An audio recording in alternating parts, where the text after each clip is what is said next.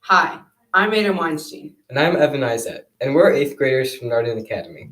Have you ever wondered why school shooters do what they do? We know that going into a school with the intent to hurt someone is bad. But why do those people think that this is okay? While this seems insane to us, shooters can think that this is perfectly fine to do. Many people look at the shootings overall, but seeing the backstories of some shooters is very interesting. They often have difficult pasts, such as Nicholas Cruz from the Stoneman Douglas High School shooting from last February. Nicholas Cruz has been like this since childhood. He had behavioral issues since he was in middle school. He was transferred to 6 schools in 3 years. The schools didn't do much about his behavior while he was attending them. They labeled him as abnormal and just moved on. Little did they know that that was not the thing that he needed. He was soon sent to a school for behavioral problems by his parents because he threatened kids at school. He went back to Stoneman Douglas, but soon got expelled for his unruly behavior. A student reported that he drew a swastika and many other profanities on his backpack and wrote that he hated black people. He also had gun magazines in his backpack and carved swastikas into them. He would post pictures of weapons like guns and knives on Instagram and threatened other students. Nicholas was in a chat about how much he hated gays, Mexicans, blacks, and Muslims, and he wanted to kill all of them. He also has depression, autism, anger management, and ADHD. This shows that mental disabilities are a big part of the school shooting issues. His Snapchat was filled with pictures of his cut up arms, threats, and promises to get a gun and hurt people. The people saw these were either too scared or oblivious to these threats because no one said anything until it was too late.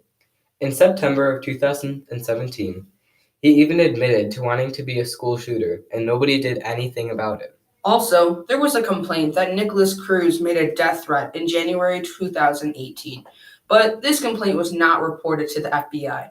But little did they know that 1 month later, 17 people would be dead in one of the most infamous school shootings of our time.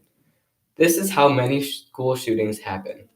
A kid labeled weird or different with a disability is building up anger, and suddenly it bursts out. On many occasions, people don't pay attention to threats made by these kids because they think they don't know what they're talking about. But they do, and they need help. But are schools doing anything about this? No. We think that schools need to have more regulations about this and help the people who really need it. For this podcast, we have Kendall Wood, a school friend in 8th grade at Norton. Hi, Kendall. We have a couple of questions for you today. Hey, What is your opinion on school shootings? I feel that school shootings can be prevented if you give the people the right help they need and recognize the signs. Why do you think people might harm others in a school? Due to bullying, teasing, and other experience like that in school. How do you think this affects people around the shooting? It affects them because in most cases they are the people that are harmed and not just the people who have done these things to them. Good answer. How do you think schools should regulate shootings? Should there be more rules? Yes, I feel that if you see signs of somebody recognizing that they have depression or anger, that you should talk to them and maybe take precautions that need to be done. I agree. If you were in Stoneman Douglas High School that day, what would you have done? I believe that there's nothing I really could have done because the shooter was there. I would have just prayed that I would be okay. Thank you for answering our questions, Kendall. Today we have learned that school shootings happen for many reasons, the most prominent being mental illness and negligence. Look out for people in your school that may look like they're having a bad day. Thank you for listening today. School shootings need to stop, and we can fight for it. Keep in mind what we said and remember to always stand up for what you believe in. I'm Evan. And I'm Aiden. And thank you for listening to our Big Change podcast with Aiden and Evan.